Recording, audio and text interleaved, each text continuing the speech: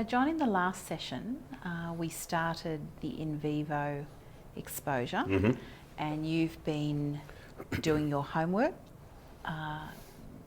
between the last session and now, making progress there. So today we'll be starting the imaginal exposure therapy. So the memory of the accident, I'm going to ask you to talk to me about the accident in detail from start to finish.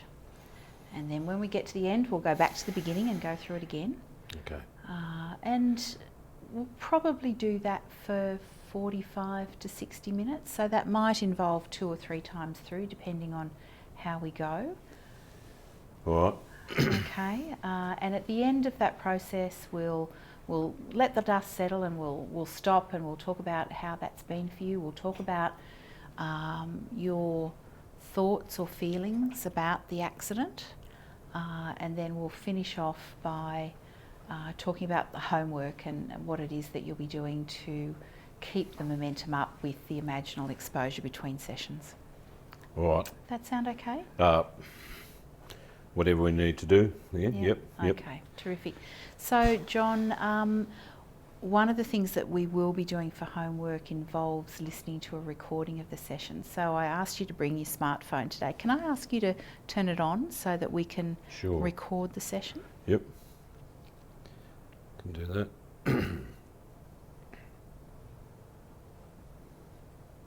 Start now. Thank you.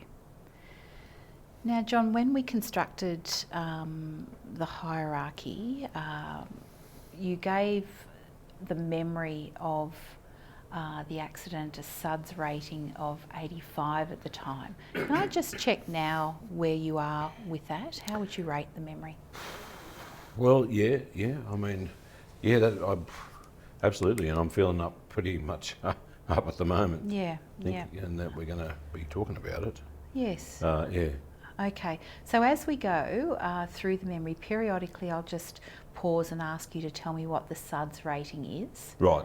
And then we'll just kind of see how things go. But I think ready to start. Can I ask you to start just a little bit before things went so wrong, and to continue to the point where you know that you're safe and that the event is over? Yeah. Does that make sense? Sure. Okay. Before we start, any questions, John? Other than, do we have to do it?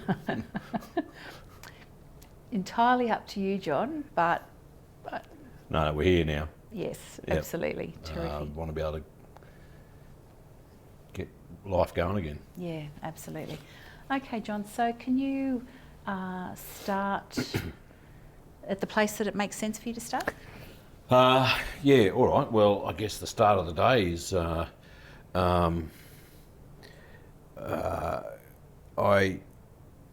it was late April, and I think it was just after Anzac Day, and I'd finished sowing the oats and the barley, but I had to wait to get a part for the seeder, and so I was in a bit of a lull before I got going on the wheat, and that day I thought, I'll head over to the block over the road, and I'll pick up the tanker trailer and bring it home and refuel it so that it's all ready to go. And so anyway, that morning the bloody battery was flat in the ute for some reason or other, and so I thought, I'll just take the old tractor. I haven't used it for a while, but I'll just fire up the old tractor. There's no need in bringing out the big tractor. And so I got the old tractor out and grabbed my pup, Jake, and we started to head out the west there. It was the weather was changing, and I remember it was bloody a bit cold and windy, and there was a decent looking rain cloud out the west. And I thought, we better bloody get it done quick, because otherwise we're going to get soaked, right? So we headed out there, and then for some reason or other, I decided, I know, I'll go up, I'll take a shortcut, and I'll go through this old sort of wire gate that's up in the northwest corner of the paddock, and I don't know why, but anyway, just thought it would probably be quicker. So we headed up there, and I had Jake on with me because when they're pups, you know, he would have preferred to run along the side of the tractor, but when they're pups, they'll go and they run up the front and they start to nip at the tyres, the tractor tyres, and unfortunately I've lost a couple of pups that way in the old days. So always on the tractor, and we're driving along, and there's Jake running up to one mud guard and underneath my legs and up the other mud guard. Anyway, we get to that gate, and I have to get off, and by then there's a bit of scrub on the side of the road, and so Jake's starting to get a bit excited, and he started barking a bit, because he can probably smell rabbits up there, and so I'm talking to him and saying to bloody stay where he is. I don't want him to take off. And so I get off and I grab a pair of pliers, because I've got to undo the wire. This gate's all sort of wired up, and there's a whole lot of bloody rubbish that's sort of drifted up by the gate. So a lot of mucking around. So I get the gate open, and I get back on. I'm talking to Jake all the time, and I drive through. But I notice there's a few steers about a couple hundred yards away. I thought, I better close this bloody gate. So I get through, and then bloody Jake jumps off and he takes off, and I'm yelling at him as I get through the gate, and I jump off the tractor and I turn around to tie the gate off and to do it up just so the steers won't get out. And I'm yelling at Jake the whole time, and just I must have moved down a bit, and I just go to turn around, and that's when it happened. That's when the tractor had rolled back, because it was on a bloody rise, and I hadn't put the bloody handbrake on, and it smacks me. It just hits me. Okay. It just, and it all happened quickly. Then I don't know. I recall, the first thing I think happened was that. Can I just ask SUDS level? Well, it's up at 9 now. Okay, you good. know, Thank you. Keep going. That platform, that board at the back of the tractor, that metal board that's above, that sits, it hit my shins, I think, first, and that sort of buckled my legs, but then my face went into the back of that bloody seat, and because I'm up against the gate, and there's barbed wire and pipe in my back, and then I was sort of, I don't know, I was kind of on a bit of a lean, and I'm a bit suspended. And in all of that happening quickly, I know that my first thought was, oh my God, the bloody power takeoff's just there, and for some reason or other, the PDO's engaged. And there's no guard on that old tractor around the PDO. So it's right there.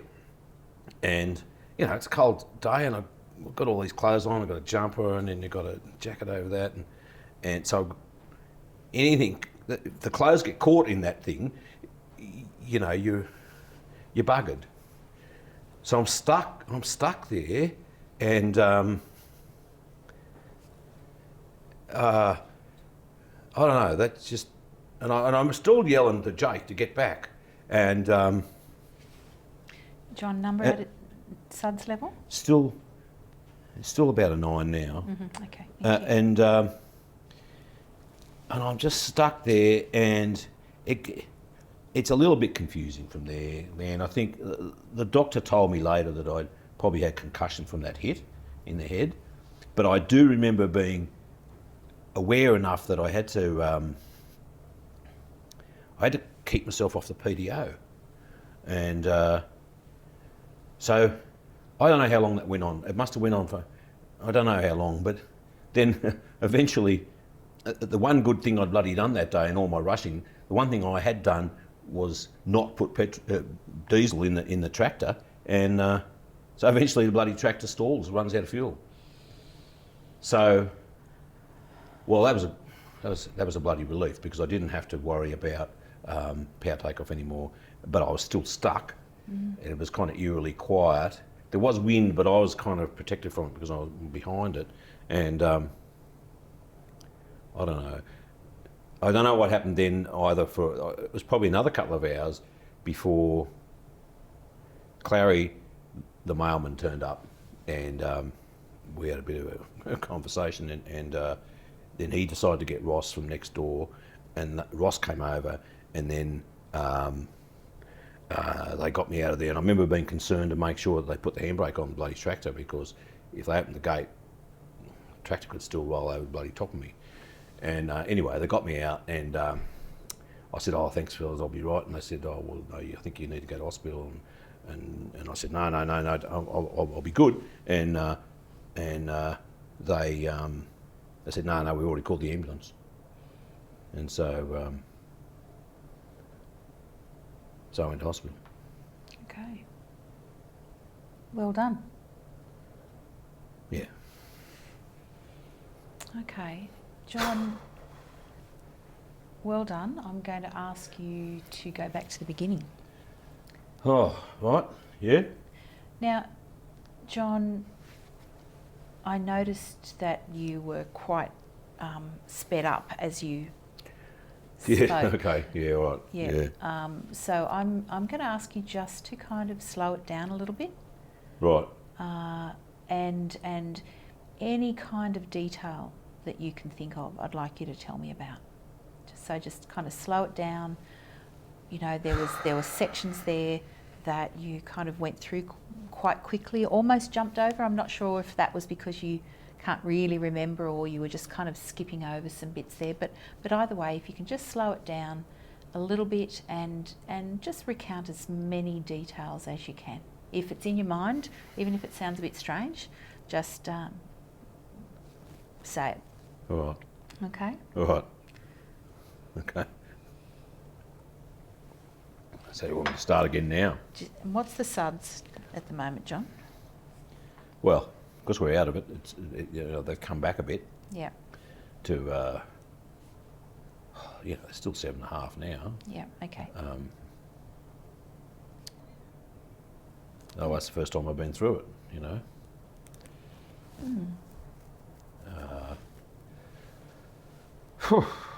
God. All right. So I've got to go again. Yes, please. When you're ready. Well, as I said, it was the end of, towards the last week of April, I think. Well, it was after Anzac Day anyway. And I was just in a bit of a lull because I'd finished sowing oats and barley, so it was going along well. And but I needed a part for the seeder. I thought, let's just get all that sorted now before I start on the wheat. So it was just sort of, I wasn't out working. And anyway, that morning I decided, oh, look, I think I'll just head over the block over the road, grab the tanker trailer and bring it home and get it fueled up. And that's something I can be doing just to get more ready. Anyway, I should have known, I suppose. The first thing that happened that day was that the battery was flat in the ute for some reason or other. And so I decided, oh, I'll just grab the old tractor, that'll do. We'll take that over. And so I got it out and I grabbed my pup, Jake, and got him up there, and then we headed out west to head over to that paddock. And I think, as I said before, the weather was changing and it was pretty cold and a bit windy, and I could see there was a decent looking rain cloud out the west. And so I thought, oh, well, we better bloody get this done quickly or we're going to get soaked. And so I got Jake up on with me, and I always make sure he's on with me because pups, they like to run in front of the tractor and kind of nip at the front tractor wheels, and that's doesn't always work out well for them. So so Jake was on with me. We took off across the paddock, and I had decided I'll take a shortcut. I'll go through a bit of a wire gate that's in the northwest corner, which I don't usually access. I don't know why. I must have thought it was going to save me time. And Jake's racing around there from one mud guard to the other, and I'm chatting away to him. And we get across to the gate, and I pull up. But by that time, Jake can smell, because the wind's coming from that way. Jake can smell, there's rabbits in the scrub on the road probably, and so he's getting a bit excited, and I'm talking to him, telling him, settle down, stay there, stay on the tractor. And I get off, and I've got to grab pair of pliers out of the back of the toolbox to undo the gate, and I got to clear away a lot of grass and muck and roly-polies and stuff there because I haven't been through that gate for a long time. And so I finally undo it and I get it open, still talking to Jake.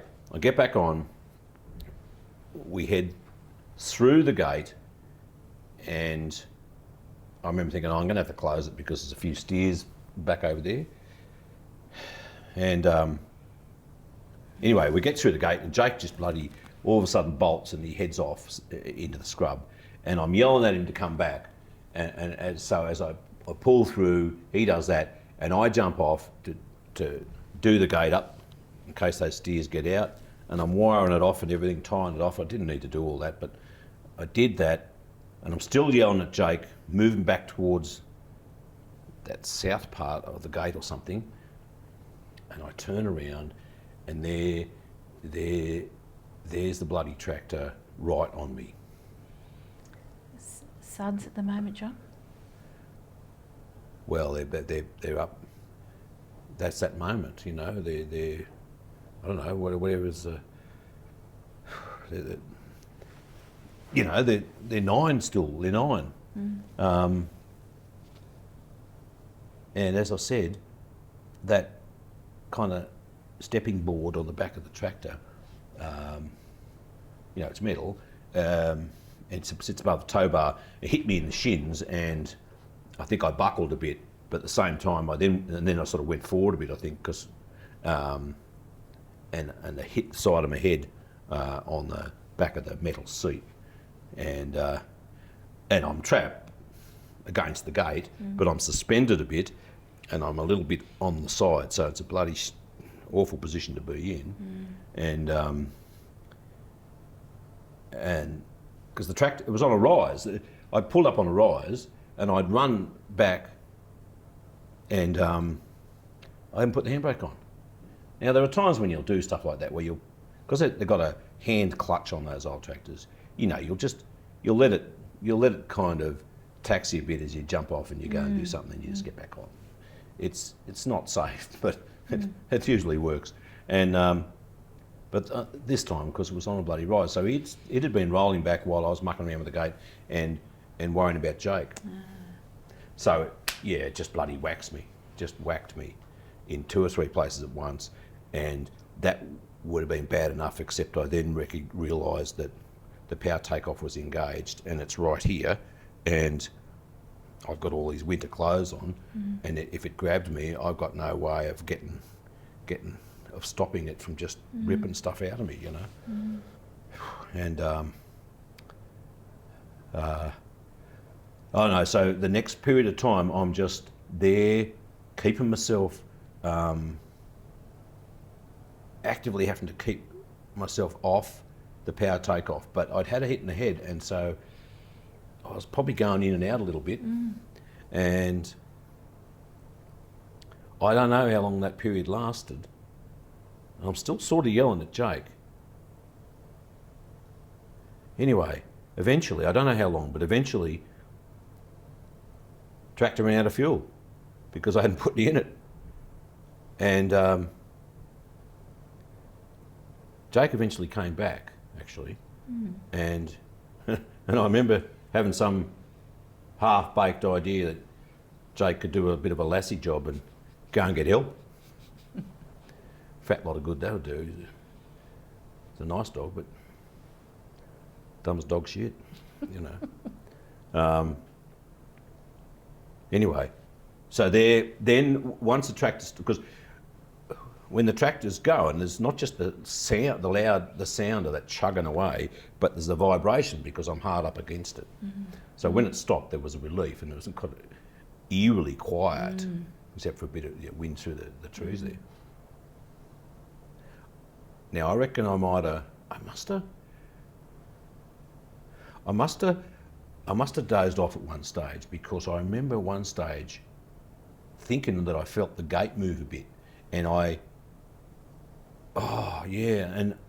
woke up and because one of my fears was that the gate would undo, and because of the position I was in, I'd fall to the ground and the tractor would keep coming and would bloody crushed my head on that right-hand tyre.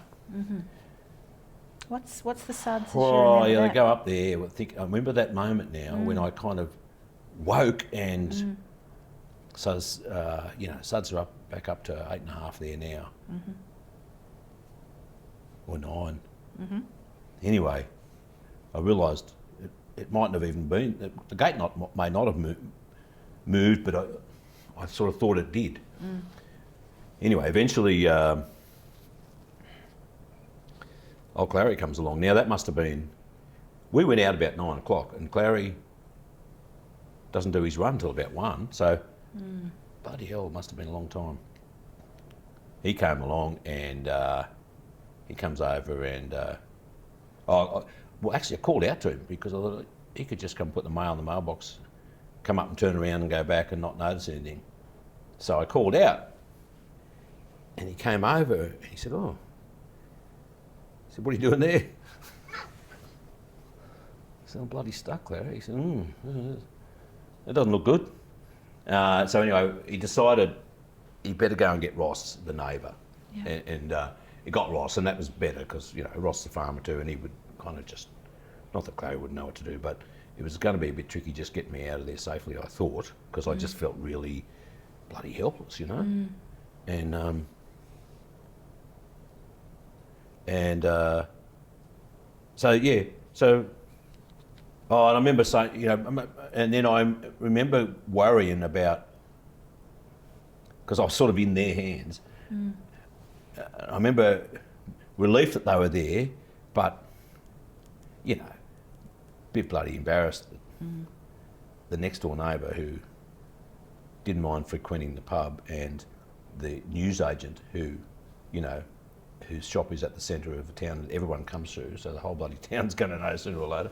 Okay. So a bit embarrassed about that, but then I remember getting really a bit agitated. I got a bit anxious about making sure they put that bloody handbrake on before they undid the gate, because even though the gate had me crushed there, it was the gate I felt that also saved me from getting completely crushed, And what's the suds level as you recall that? Yeah, well, that puts me up again too. That puts me up to around, I was probably dropping a bit just now as we were talking, but that puts me back up to an 8.5 again. Okay. Anyway, they got me out. I don't know what happened. I suppose I must have fell to the ground. You feel like a bloody dick, And I said, thanks, fellas, I'll be right now. And they said, well, you're probably going to have to go to hospital. And I said, no, I'll be right. I'll be right. Just, I'll be a bit sore. I said, well, we've already called the ambulance. Okay. So that was it. Ambulance came. And I went to hospital. John, well done. Thank you. You slowed that down and there was some more detail that came out that time. Yeah, righto. So that's what you were... Yeah. Yeah, well, some things I remembered then, because when you slow it down, other things that come up, about that day. Kind of a lot there, isn't there, really? Still some kind of gaps in there, but I think progressively the detail will come. Yeah, I'm assuming that, those periods between when it happened and when they got me, some of it's a bit hard to... Yeah. It's a bit of a dream. It's a bit unreal, really. It feels. I don't know. I mean, I certainly remember thinking, "I'm a goner. Okay. This could end badly." Yeah. John, as difficult as that is, you look to me like you're coping. If this is what you call coping. Yeah. Yeah. I'd like to get you to go back to the beginning again. Righto. I think we can go through it again. All right. This time though, I think I'd like you to close your eyes. Okay. And often when people close their eyes, it makes the situation more intense. and sometimes more details can be recalled. So can I ask you to close your eyes, and as we go through, as well as occasionally asking you about your SUDS levels, I might prompt you in particular for additional detail, or perhaps questions around your sensory experiences, things like what can you smell, and what can you feel in your body right now, things like that. So Right. Okay. okay, so this time we'll start at the beginning, go through again, but this time with your eyes closed, and just prepared for the fact that I'll ask you some questions as we go. Right. Yep. So Okay. when do you want me to Yep. Far away. close my eyes? Yes. And start at the beginning. Rightio. Well, as I said before, it was late April. You're definitely in sort of towards the end of autumn. And it's getting you get some pretty cool days. And anyway, I'd been up to then. My work had gone along all right. I'd finished sowing my barley and sowing my oats, but I needed. I was waiting on a part for my cedar, and so I had to stop sowing for a couple of days. And anyway, on that morning, I thought I'll head over the block over the road where I'd left the tanker trailer and bring it home and refuel it so it's all ready to go. That's the job done. Anyway, turned out that the battery was flat in the ute that morning, and so I thought, I'll put that on the charger later, and I'll grab the old tractor and we'll go and get this job done anyway. So I got the tractor and I grabbed my pup Jake and put Jake on the back, and we started to head out west. And the weather was turning, and it was pretty cold and windy that day. And I remember I could see a pretty decent looking rain cloud out the west, and thought, well, we better bloody get on with this, because otherwise we're going to get soaked. Because there's no cabin on the old tractor. And anyway, I got Jake on there with me, and as I was saying, it's just safer with the pups if you've got them on the tractor, because they like to run around and nip away and bark at the front tyres of the tractor, and that's not always, doesn't always end well. So I had Jake on with me, and I'm talking to Jake, and Jake's bouncing around from one mud guard to the other as we're driving across the paddock. And I decided, for some reason, that I'd take a shortcut and I'd go through a wire gate that was out up the northwest end of the paddock. And so we got up there, and by then, because the wind's coming from the west there, Jake could smell rabbits and that, because there's a bit of scrub along the road, and Jake's getting a bit excited and barking away, and I'm talking to him and telling him, stay put in the tractor, stay put. So I jump off the tractor and I grab a pair of pliers out of the back of the toolbox, and there's a bit of mucking around to do, because the old gate's just a stretched wire gate really, and haven't been through there for yonks, and there's grass and roly-polies and stuff. So I clear all that, and then I undo, because I had it wired up, I undo the gate and get it open. All the time I'm talking to Jake, and I jump back on, and I head through the gate, and I remember thinking, there's a few steers out just up the paddock there, a couple hundred yards, so I better close the gate.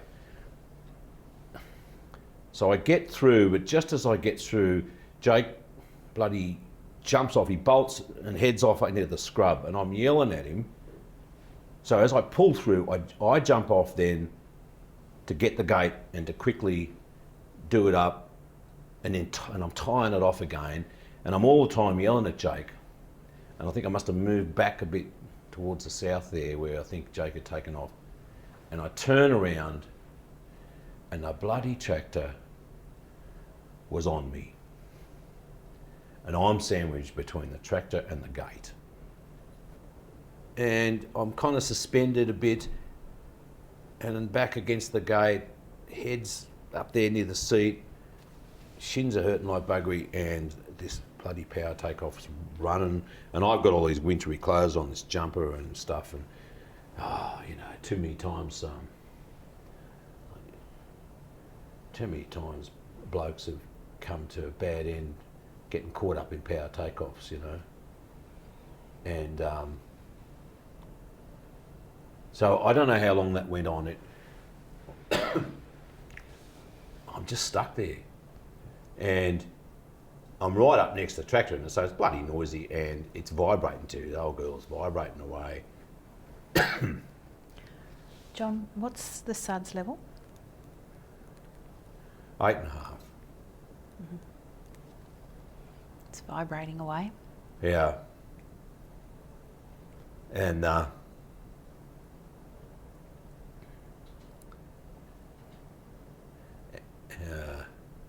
you're so close to everything, you can smell that old transmission oil, because a few leaks here and there. That's quite an acrid sort of strong smell. Anyway, I don't know how long that goes. That just goes on, and I'm trying so hard to make sure that I stay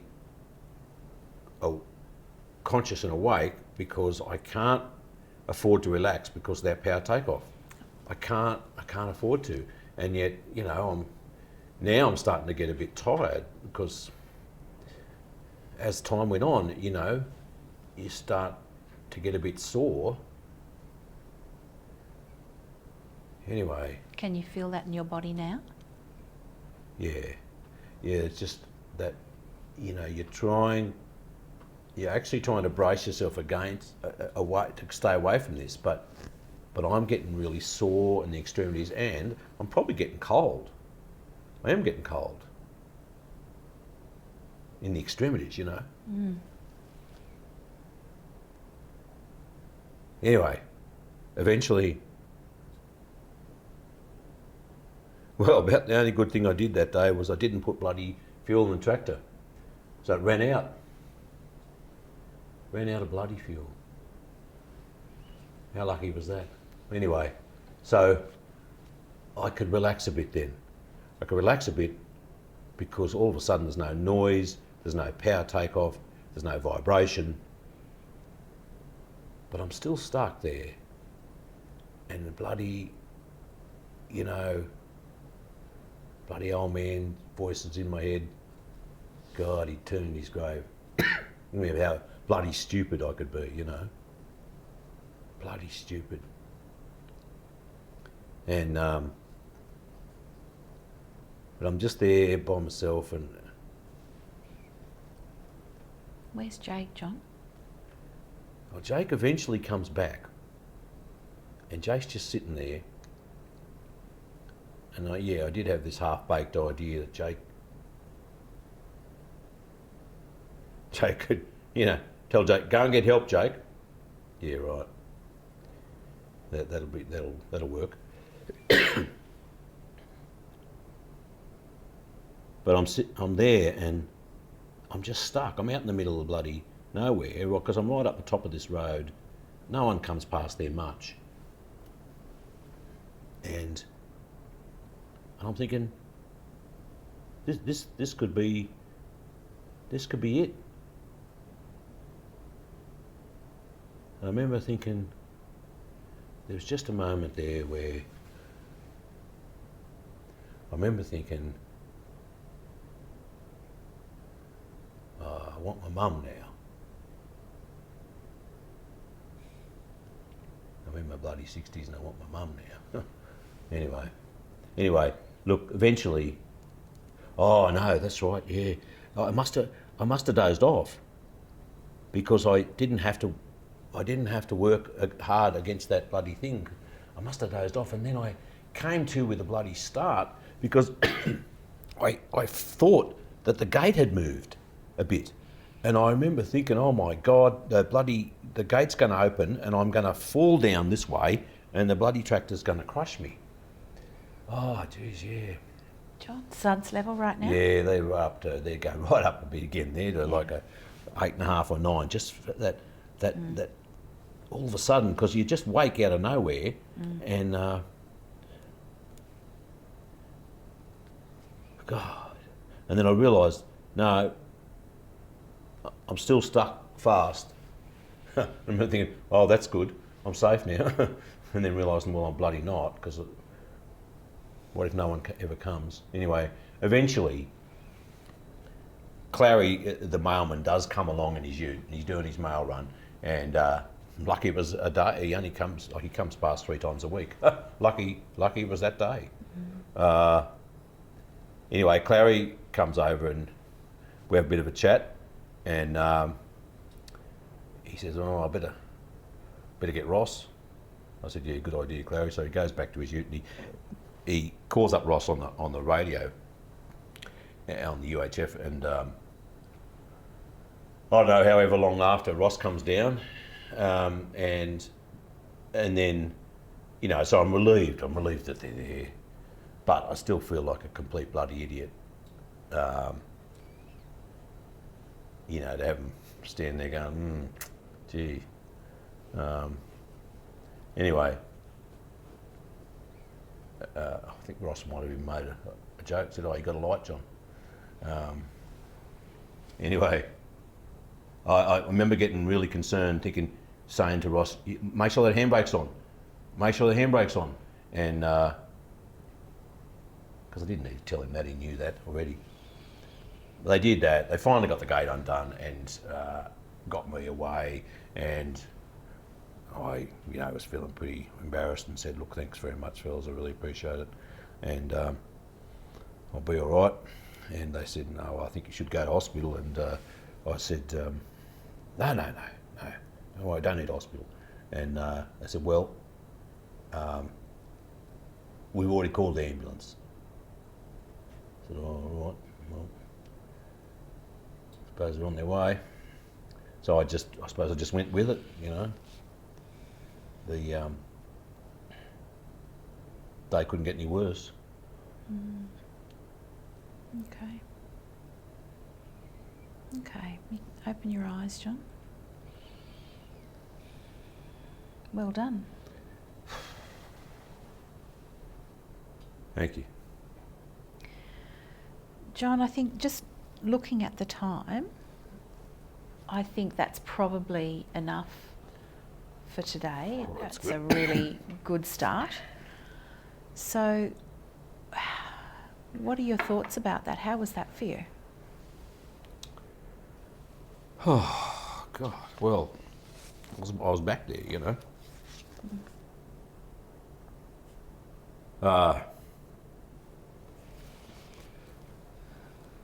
Well, all sorts of thoughts. Just pure bloody fear. At a number of stages there, I thought I was gone. And then, you know, embarrassment towards the end, but relief. Then anger at myself for being so bloody stupid. And I could hear the old man voice in my head. And then there was that bit where I got, you know, a bit sad and was thinking about Mum, and I was worried about Jake. Bloody Jake. Yeah. All sorts of things there. There seemed to be quite a lot of detail that came out, in particular in that last trial as we were going through, that you hadn't... Well, when you close your eyes, of course, it kind of puts you right back in it, you know? You feel like you're there. I wouldn't have been able to do that when we first went through it there before. Yeah, it's the first time I've thought about some of those things. First time I thought about some of the things that happened that day, and some of the things I thought about Mum, and that going to sleep, waking up and thinking the gate had moved. That was, I hadn't thought about that for a while. There seemed to be some elements throughout that were really quite, the distress really peaked. So tell me if I'm right here, the initial impact? Yeah, well that's you know, if you could take that bit out for me, Leanne, that would, the rest of it. Wave the magic wand. Yeah. So the initial impact. Yeah. that moment that you recalled where you may have dozed off and then suddenly woke up and thinking that the tractor was God, moving, yeah, that's, whew. and the anxiety or the fear really went up again towards the end where Clary and Ross were helping you get out, and your concern yeah. about the Yeah. tractor rolling again. Yeah, well, because I think you're just feeling really uncomfortable because, one, there's relief that they're there, but you feel uncomfortable because they're both there looking at you, seeing you squashed up against the gate. And so, you feel a bit helpless and a bit bloody stupid, but you realise that your life is in their hands. And, so you're getting a bit pedantic about, make sure that bloody handbrake's on. Well, they know to do that, but I guess it was a thought, I don't want to go through all these 4 hours of this and then end up still getting bloody crushed. Absolutely, and it sounds to me like those three, and we might be able to call them hot spots. Okay. Sounds to me like those 3 hot spots are really situations where you didn't have control and your life was absolutely in danger. Yeah, I really Real thought, or perceived, but things could have gone that way. yeah, Things could have gone that way easily. If Claire hadn't have turned up, yeah, if I hadn't have tied that gate off properly, if I only half tied it off, so that eventually all that vibrating of the tractor and everything and my weight against it, that wire had to let go.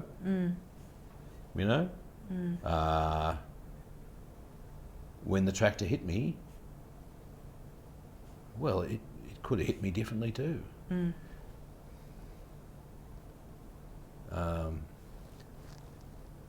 So I could have died. So I don't think I'm making that up. okay. So John, 3 hot spots Okay, yep. Yeah, that'll be right. and a mixture of emotions. So fear is very prominent. Situations, those 3 components there where really you had no control. Yeah. Worry for Jake. Yeah, bloody Jake, God. He's your little mate. Oh, yeah. Here he is. And I just didn't know where he was. And he could have got stuck in a log or bloody some kind of, could have cornered a bloody roo, and a roo would have got their back leg up and ripped him apart, or he could have got run over, on that road. Not that many cars come past, but I just don't like that he was taken off and I didn't know where he was. No. Also sadness about Mum. Yeah, well, you're just thinking, this could be it. And that might have followed too. I was thinking about the old man would have really got into me about that, and that she would have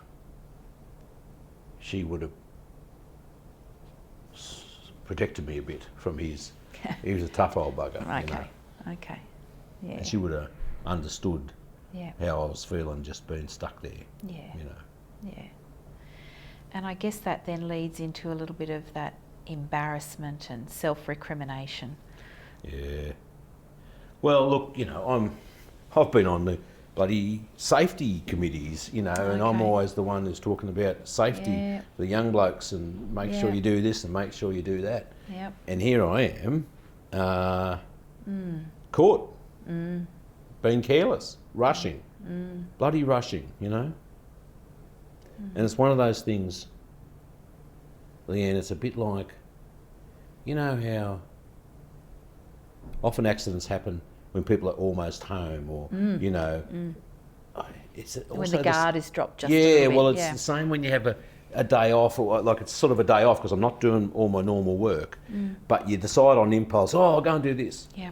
And it's not really thought through, you Yeah. know, and then one thing happens, oh, the battery's not flat, oh, well, I still want to get that bloody thing, I'll take the tractor, oh, we'll go this way, and not much thought goes into any of it, Yeah. and then probably should have left Jake at home if I was going to be on the tractor, and then getting distracted and worried about Jake, at the same time trying to close off this bloody old gate, that I didn't need to go through, you know, I hadn't put the handbrake on the tractor. Number one thing, put the handbrake on the tractor, especially when you're on a bloody rise. And so all of that, just, Okay. you know. Okay, so what we'll do, John, is I've taken a note of the thoughts and the feelings that you had about the accident. Yep. And we'll just kind of monitor those across the course of our exposure therapy and see where they go. All right. Okay. So what we might do now is we'll have a conversation about homework, so Right. that when you finish the session, you know exactly what you need to do for homework. Right. And then we'll call it a day, I think. Oh, that's good. Yeah, Good to hear. Well done. Thanks, Leanne. Okay, good.